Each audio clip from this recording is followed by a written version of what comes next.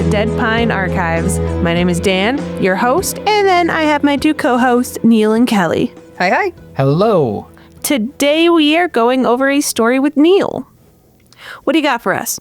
All right. We're going to take a little trip up north to Traverse City, Michigan. Whoa! To one of the state's most fascinating and slightly eerie landmarks. The Traverse City State Hospital. Oh, God. Is that the one that, was it Joan and Mike or was it, Em and Jake went? I think it was Joan and Mike. I think they, went up there. I have no idea. Listeners, you know these people. Tell us. Well, no, I was going to ask if it was the same place because now it's you can go and it was one, it got changed up and there's you can shop there or something. Yes, that is what happened. I'm pretty sure they went there. Oh, nice. And they really liked it. Oh. I know nothing else about it except for one picture of a tunnel that was terrifying. Yes. Okay, so you actually know a little bit about this place. I do. Kelly, did you know any of this information beforehand? What? No. Do you? No, I don't. I made that sound like the hospital killed my dog. I don't know. No, I am familiar with Traverse City, but I am weirdly not familiar with this hospital. I don't think it's weird that you're not. I'm going to be honest on that. I heard it only because our friends had gone. Take it away, Neil. Take it away. Okay, so this place has a long history. It first opened its doors way back in 1885, originally known as the Northern Michigan Asylum. There were two other asylums in Michigan, one on the west side of the state in Kalamazoo, I believe, and one near us over in Pontiac. This is back in 1885, so we only had two, and they wanted a third one. And this one in Traverse City was known as the Northern Michigan Asylum. But don't let the word asylum fool you. This was actually one of the most progressive mental health facilities of its time. Aw. Noise. Don't. Yeah, it's not that nice. For the 1800s, I'm sure it was lovely, but by today's standards, we may have a different view. And we are going to get into that. Yeah. We love that you're progressive. It was run by Dr. James Decker Munson, who believed in a now outdated medical theory, which said that beauty could be used as a form of therapy. He felt that if mentally troubled patients could come to a place and be surrounded by tranquility, that their problems would simply vanish. I would love to try that out. I mean, I think like there are good intentions. And with that, I think environment is very important, and I do think it can have an effect, but if you're having a chemical deficiency, it's not going to matter how pretty it is outside. Having lovely and serene surroundings does make all the difference, but there is a difference between surrounding yourself with tranquility and doing the whole, just stop being sad. What are you doing? Right. How could anybody be sad in a place like this? Do you see beautiful. That mural of a unicorn? Shut up. Why are you crying? Stop Are you crying? So that's exactly. Those are not tears of joy. That's exactly where we're headed, right? Because instead of cold clinical environments or harsh treatments, patients were given access to fresh air, sunshine, nature, and meaningful work. Oh, I know. You know who else said all of those things? Whom, Kelly? The Nazis. Ooh. Yep. Well. So. Oh, no. Another motto of the place. Beauty is therapy, right? Work is therapy was another fun motto. No. The buildings were designed to feel welcoming, not like prisons. It was a place rooted in compassion. The use of straitjackets was not allowed, and by the 1920s, it was the city's largest employer. At its height, the hospital was basically its own self-sustaining little city. We're talking over 3,000 patients, more than 1,000 on staff, and enough infrastructure to rival some small towns, complete with its own dairy, bakery, laundry facilities, power plant, greenhouses, and even a farm. That is a legitimate city. Yeah. That is a legitimate city. Mm-hmm. Yeah, somebody was playing Sims. And just God. Asylum Tycoon. When can we get that? I was just say, don't even talk to me. I love the Tycoon games. Don't even start with me. Once winter hits, I'm back on my computer games playing God. Zoo Tycoon. So why are we talking about it today? Because though a novel concept for the time for people with actual illnesses, this wasn't a treatment, right? Also, I have in my Go notes, outside. Your foot will fix itself. Well- Like, no. and it's so funny because, like, didn't RFK just propose this? Like, same work. I will camp. put a worm in my own brain Like, to end this madness. I can't blame a guy in the 1800s. Drug therapies weren't even around until 1950. Oh, yeah. Like, they were learning about science. Right. And I feel like that's so much of this, because we're going to get into some stuff that seems like by today's standards, so like, because we know better now. Do we? Ish. Yes. We do. Scientists know I was going to better. say, studies have been being Doctors. done for a million years. Yes. Doctors that aren't on TV usually know better. Data is important. Very true. Nothing bad ever happens to the Kennedys. So the lack of treatment can be assumed to have added to the suffering of the patients. And though it was better, air quotes, than most of the evil that pervaded psychiatry in the 19th century, no treatment is still not a treatment, right? Well, the hospital was established for the care of the mentally ill at its inception, its use expanded during outbreaks of tuberculosis, typhoid, diphtheria, influenza, and polio. So people definitely died here. It's yeah. a hospital, right? Yeah, it's going to happen. Even if it's a good one, it's going to happen. And even though it officially closed in 1989, people say the hospital never really let go of its past. There are stories, plenty of them, about ghost sightings, strange whispers echoing through the tunnels, and eerie feelings in the empty halls. It's become one of Michigan's most well-known haunted spots. And, to top it all off, there is reportedly a portal to hell in the woods nearby. I don't think it was just a little dazzle on top. Just And would 0 you- to 100 real fucking quick. And would you believe? A few feet away, portal to hell. The devil's asshole, if you will. You hear you hear all those screams. Oh, you're just wandering through the woods. Oh, what's this? Oh, kick a rock. Demon pops out. Demon flung out it. Demon flung out it. God damn it.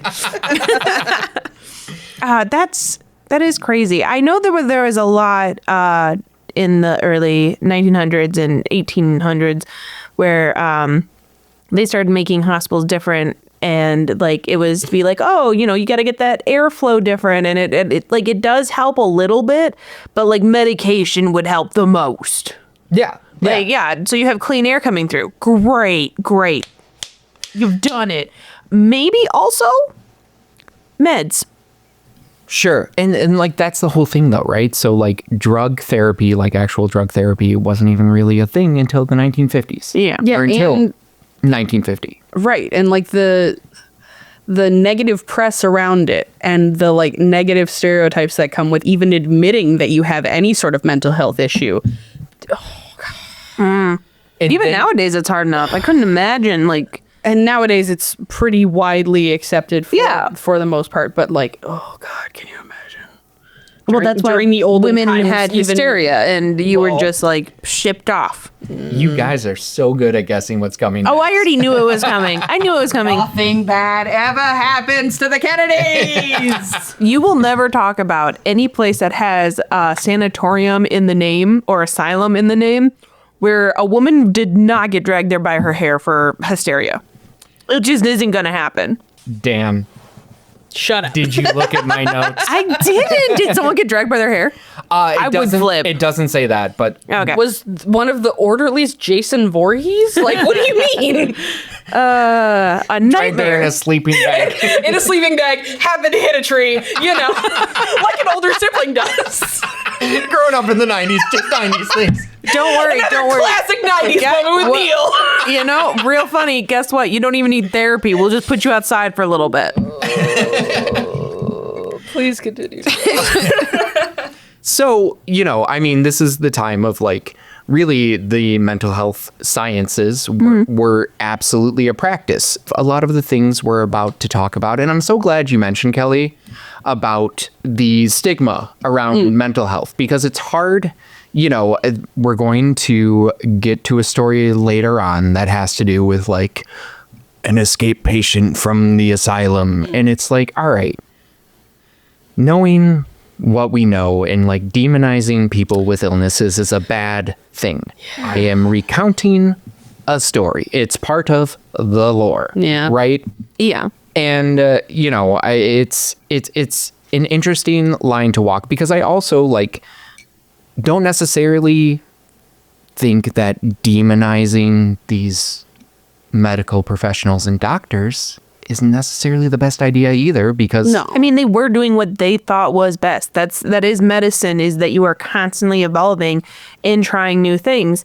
And the guy could have definitely been like, hey, I took someone to a really pretty place and it did make them happier.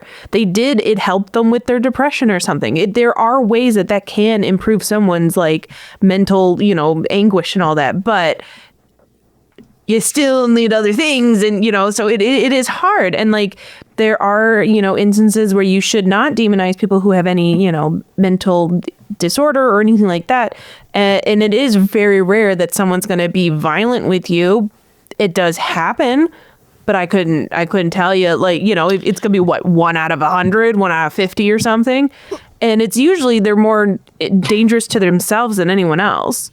Well, and like, we walk the line. We tell the ghost stories and everything like that, but people are multifaceted and it's a case-by-case situation. Sometimes you will have people that are just having a rough time. Sometimes you will have doctors that are doing their best. Sometimes you have people that shouldn't be put in positions of power that are behaving like butchers. Like, yeah, there are many different instances. We're just telling stories. The practices in some of these stories are certainly not necessarily ones that we endorse. These are just retellings. Exactly. Perfect. Take it away. So with that, with our shared understanding of what we're talking about now, and thank you, listener, for being part of that shared understanding, let's fast forward a bit to the 1930s, which was a dark chapter, not just for the hospital, but for the whole country. What? The Great Depression was gripping America. Why? Wow, maybe they should have just gone outside. Yeah, right? Why don't you look at something pretty? Oh, so the 30s, everything was bad just because everybody was bummed out? Yeah, why were you inside so much? The depression. Sounds like a fancy word for bummed out. Maybe work about it, But the Great Depression was gripping America. Jobs were disappearing. Families were falling apart, and the mental health system was overwhelmed. At places like Traverse City State Hospital, overcrowding became the norm. Funding was slashed, and people were being institutionalized for things like alcoholism and, ironically, depression. In the stories from this era, some really are heartbreaking. One case stands out, and it's a little tough to hear. A Catholic woman was brought to the hospital by her husband. They had a large family, too many mouths to feed, and he was out of work. Desperate and out of options, he sold their infant daughter. When he dropped his wife off after selling their infant daughter, he told the staff, quote, this is a quote, she was no help at all. That was it. That was all it took. Hey, if you're hearing this story and that was like your uncle or something, just give me his name. Just give me his name. It's okay. He was right by the fucking portal to hell, so he went right in that asshole. Yeah. He'd be close to 100 now. It'd be pretty easy to take. Guy could have taken him in his prime. Fuck you. Hey, this is a dead pine guarantee. If you have an elderly relative that has sold a baby, I promise you, I will put a fist in his face. I think that he is now, for this episode, the enemy of the podcast. Absolutely. I like having enemy of the podcast and not friend of the podcast. Yes. So, do we got a name? I'm trying to think of one. Dick Butt McBurger. Good, Dan. Thank you. I'm going to call him Yancey. Sorry to all the Yanceys Yanceys out there, but this is the new enemy. Yancey. Fancy Yancey. Yancey. By 1933, treatments had taken a darker turn too. Okay.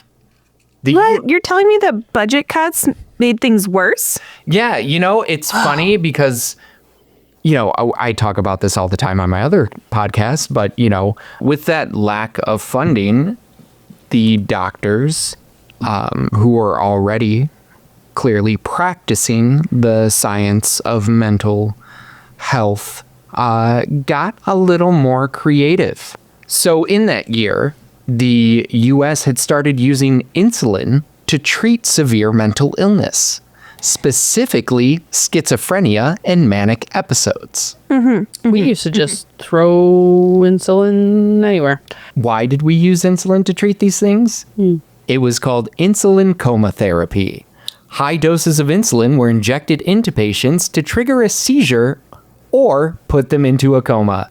The idea was that it could somehow reset the brain and bring about mental clarity. We Ah. I love literally sleep. put people into, what is it, like ketoacidosis, Or is that something else? We please continue. I'm so beside myself right now. Okay, so at the time, it was seen as cutting edge. It was the only known solution for certain mental conditions, but decades later, in the 1950s, it was discredited. Turns out the risks far outweighed the results. Yeah, That's the scientific process, right? yeah. So, still, during those early years, many patients endured this treatment, sometimes daily. It's one of many reminders that, while the hospital was built on the idea of healing through beauty and compassion, not every chapter in its history stayed true to that vision. Yeah, medical stuff gets dark real quick. Right. Real quick.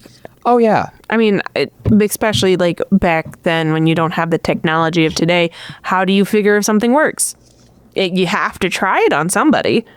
And I mean, even now when, all our meds and stuff go through all of these things and they go to human trial, it's still scary. Right. No, absolutely. And that's after everything else is like, no, this shouldn't do anything. Where they're just kind of like, let's just poke them with insulin and take a nap. Take a nap. Go to sleep. Yeah. We'll put you outside. Get air. Nap. Good. The solution?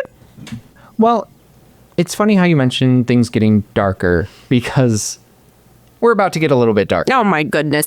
So here's a question. Who better to understand the depths of mental illness than someone who had lived in those depths? Sure. These always go really well. They healed themselves. It's fine. And that question is maybe why, in 1954, Traverse City State Hospital hired Dr. Jack Ferguson, a man who didn't just study mental illness. Ferguson was hospitalized 5 times over 20 years for addiction, paranoia, and psychotic breaks. You know what? You can do whatever you want. Like, it doesn't matter what cards you were given. You can rise above and you can do it. Did anyone check any of his credentials? Just wondering. Oh, they knew. He was a specialist. And guess what the hospital hired this man for? Psychosis stuff?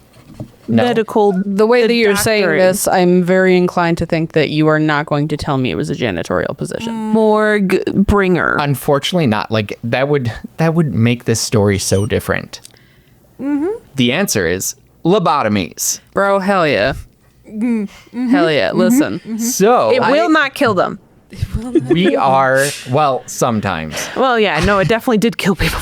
Nothing touching the human brain can do damage. It's just a little scratch. Shut up. Little itch, you know? Shut up. Ken, do you guys want to try?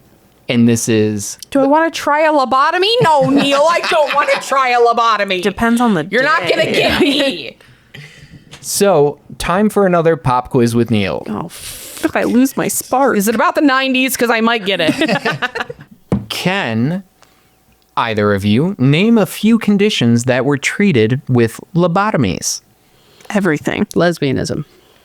Being gay, lesbianism, yes, that's one. I want to do F all the above.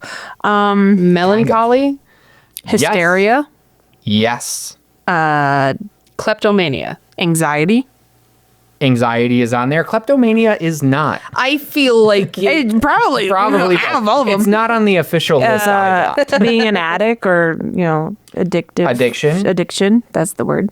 how many answers are there, Neil? Schizophrenia, OCD, intellectual disabilities, apprehension, anxiety, depression, insomnia, suicidal ideas, delusions, hallucinations, crying spells, melancholia, obsessions, panic states, disorientation, nervous indigestion. Oh no, they're gonna get me on so many accounts. All the hot girls with tummy issues. Hey God, I'm sorry. What was the one? Intellectual disabilities, and you're just gonna fuck up with their brain more? Well, yeah, you're taking out half of the bad brain. Yeah. It's your humor. And that's one type. That's I believe a transorbital lobotomy. I don't know. Also, I don't know how you know what you're doing. You're sticking a thing in a place that it should not be. Danielle, it's Nope, not the science. transorbital. I mean, it is technically, but still. It's science. So, a 2018 study looking back at how many lobotomies were performed in the U.S. Found that the majority of lobotomized patients were women. What? Women? No, that's crazy. Women only know how to behave and stay in the kitchen. After a lobotomy, they do. Yeah, they do. My God, I hate my life. Guess That's disgusting. Take a guess at the percentage of lobotomy patients that were female. Oh, I'm assuming it's going to be like 75. 87. Very close, both of you. 84%. 84.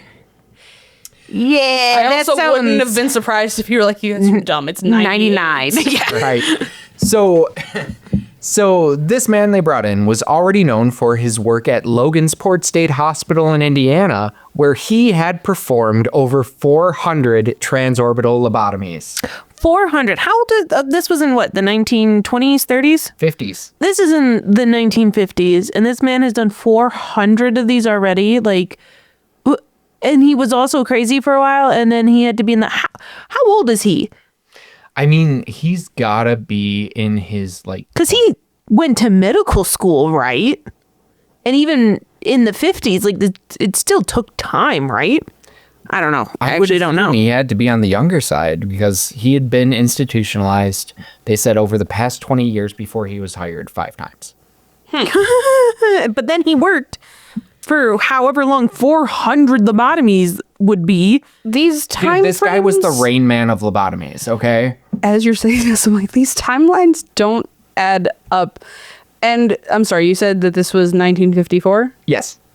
Where exactly was Carlisle Cullen in 1954? Because Figured it these out. timelines are a little weird. Yeah, to get a doctor of medicine, just an MD, it was typically 4 years. So he still had to go to 4 years of college.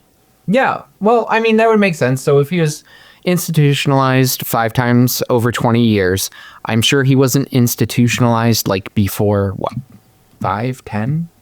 30 years? Well, and even then, institutionalized doesn't even state how long he was held anyway. So. Correct. So, the method for his transorbital lobotomies was simple, brutal, and disturbingly fast. Well, that's why he got 400 of them. A long, ice pick-like instrument slid behind the eye, a quick jab through the thin bone, and just like that, the brain's nerve fibers were severed. The procedure took 5 minutes, sometimes less. Yeah. And a staff member reported that patients who had undergone a lobotomy, and I think this is not, because I was reading through this and I saw this. I don't think this is the transorbital. It is more of the I forgot what the other one is called, but it's where they remove half the brain literally. But one of the You only need half of it. one of the staff members at Traverse City State Hospital did say, he's like, yeah, you can tell who had a lobotomy because they got a dent in their forehead. So that's fun. Yeah. And in his own words, Dr. Ferguson proudly reported that of the last 162 lobotomies he performed, not a single one had died. They won't kill That them. still leaves like 250 of them.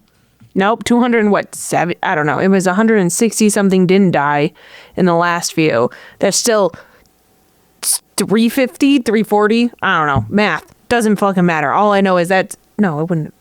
I don't know math. I know that number is wrong and rude. Wrong and rude. Yes.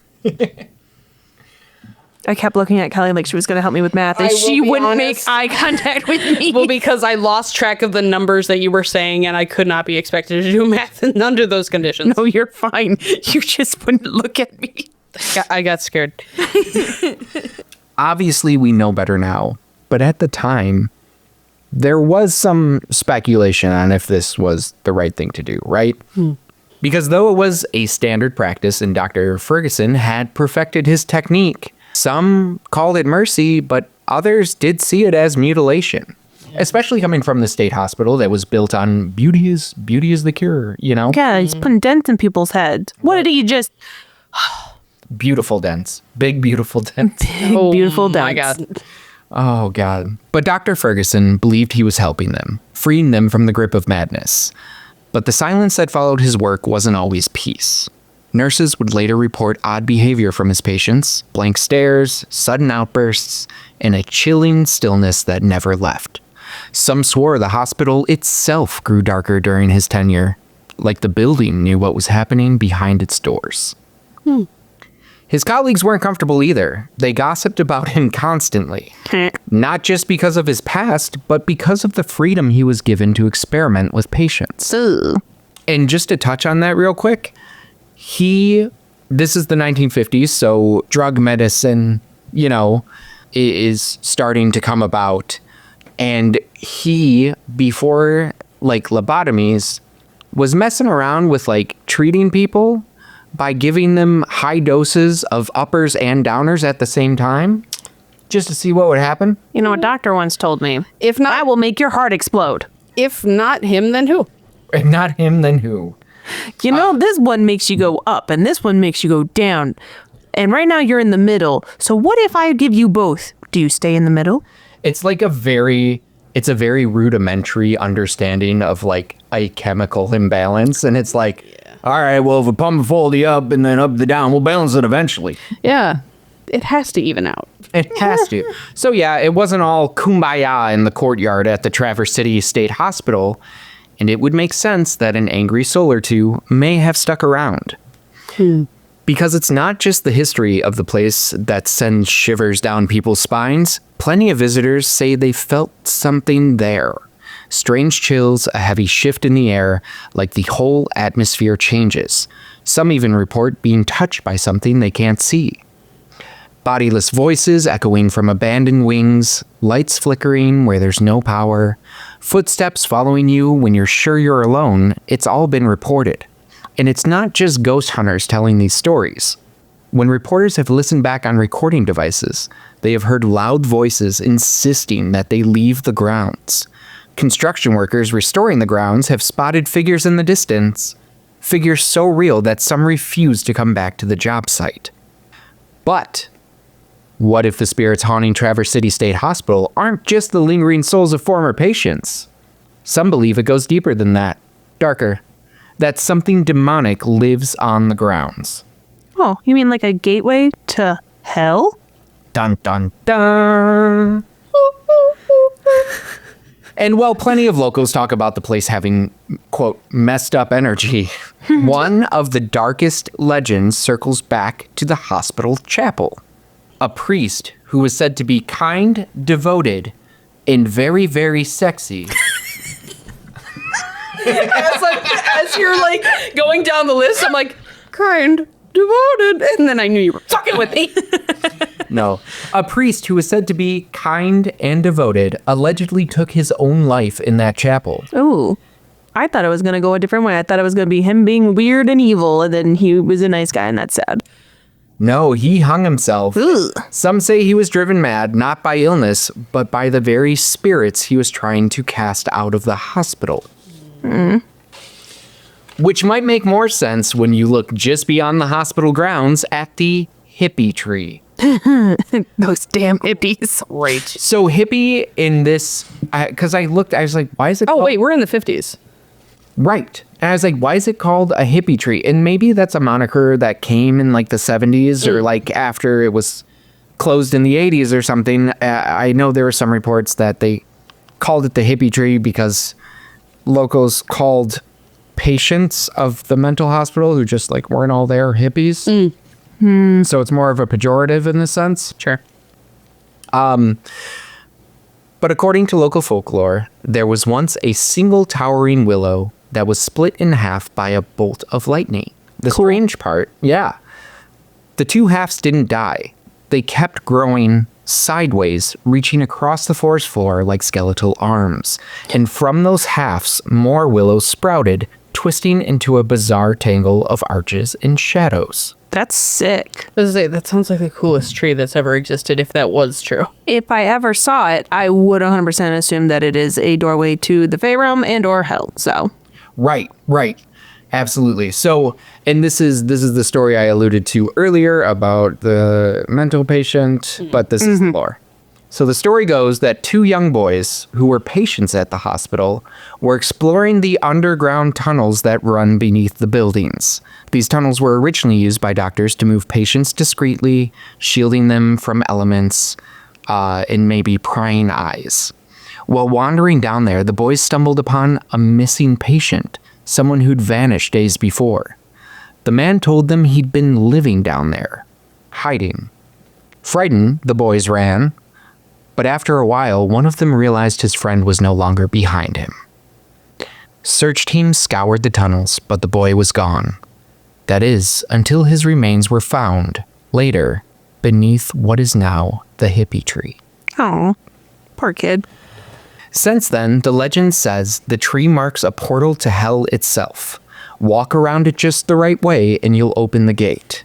But any exact directions on how to complete that ritual have been lost to time as far as I could find. I would really appreciate knowing what that is, not because I'm going to do it, but because I'm going to make sure I do the opposite every single time. Right. I need to know what I'm not supposed to do.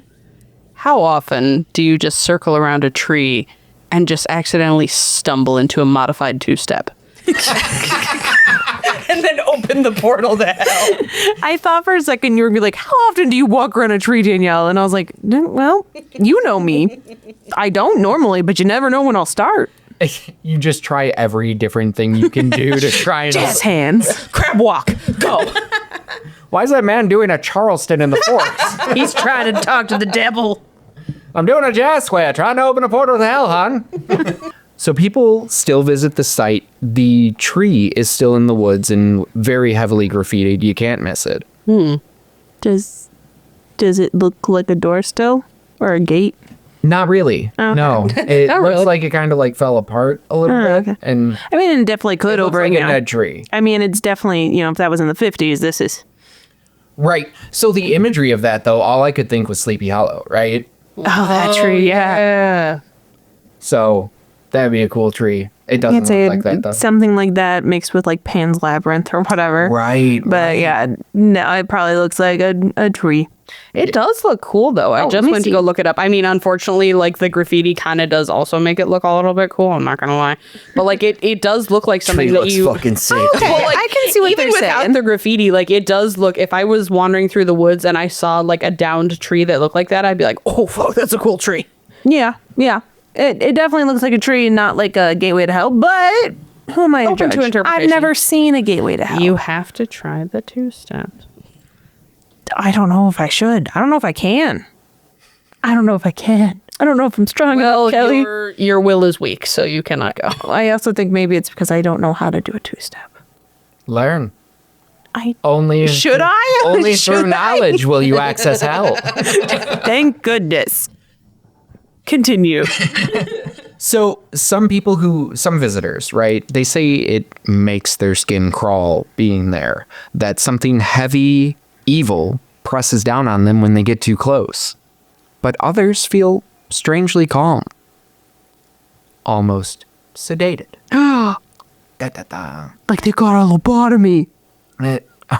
Or they're on the perfect mix of uppers and downers. The perfect mix. It's the perfect mix. You would not believe the amount of uppers and downers I'm on to create the perfect balance.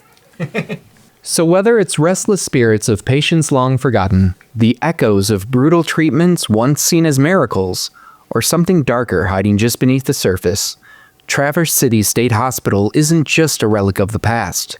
It's a place that remembers, a place that holds on to things. And if you ever find yourself walking its grounds, or standing beneath the twisted branches of the hippie tree, just know, some doors, once opened, don't close quietly. Bam! And that is Traverse City State Hospital. But they also say that the people became quite quiet, so that door might close very quietly. Give that door a lobotomy! Oh my God. You just yell that at everything in that accent and just every little like thing in life. Just be like, nah, give that kitchen a lobotomy. It is simply too Dracula Dead and loving it, because there is this man needs an enema. You just changed it to lobotomy. Yeah. No, that's 100% it. 100% it. So yeah, That's fucked up. it is. It is. And I find myself when like researching these, and I'm sure it shows through, I go into rabbit holes and I'm like so much more interested in like, all right, but why would there be ghosts there? Or why would people think there's ghosts there? Yeah. You know, than like the actual ghost stories themselves, which are cool. And I need to be better about like No, I admonishing like that more, but I like the history of it a lot. So, you know, a part of me is like, well, true crime is also very much spooky enough. But I also think like now that we know that too, but if someone does find a story that's based there, you can still say a story from the same place, like just different ghost. Well, and it's nice and it's gratifying when you do go down one of those rabbit holes and you do find out that there are like flawed logic, though it may be, there is logic to some of the reasons behind like, oh, why do people think that they're a site? It's better than when you have some of those stories that are a bit more dead end where it's like, now why did they call this girl a witch? Because there was no mention of witchcraft anywhere, and it was like, she was a chick, I don't know. she was a girl. She was a girl. She was hysterical. She was bitter and she wore a dress. Witch. I think there's like a weird line between, well, not even a weird line, but there's like a weird space between like true crime and ghost stories, you know? A lot of them have a base in reality, which I always appreciate. I do think it's like very interesting, and sometimes the story leading up to why it's haunted is way more interesting than the actual hauntings. There's been a few stories that I've looked up that I do want to go over, but its majority is just like facts of what happened, and then people are like, oh, and then there's ghosts here, and you're like, okay, what did the ghosts do? And they're like, but they're here. They be moving and ghosting. What do you mean? What did they do? They died. I'm like, okay, They did? Not everybody that dies is just gonna be an interesting story that's a haunting. They're like, I saw them. They were standing there, and I was like, can you explain anything else? No. I think they were doing Sudoku. So I'm sure we'll go over more stories like that, and you know, just spooky stories in general, I think is what we're aiming for. But yeah, so that was a fun episode. Well, it's sad, but that was a good episode. I'm gonna have to go outside and get my therapy from the air. Yes, I'm stopping all of my meds immediately. Ah, and just yeah. breathing in the fresh lake air. What if I just double down and just do a lot more uppers and downers so that I can even out? Honestly, yeah. Yeah, let's try that. We'll get it right eventually. Oh yeah. They did. If not, It's lobotomy. 2025. That's espresso and pot. That's what do you mean? It's so easy to self-medicate. The most chemically balanced people are clearly Starbucks employees. Yeah, dog. I say this as a former I was Starbucks. gonna say, and they deserve better. I would say like 75% of the Starbucks baristas that I see, I would trust with my life. Fair. All right, so that's our episode for today. Thank you for joining us. I hope you learned something and got a little creeped out, because that's what we're here for. Feel free to follow us on Instagram. We are Dead Pine Archives, and also follow us on any of the streaming platforms. give us a review. That would be kind of cool. Yeah, anything else? No, that's it for me. Yahoo.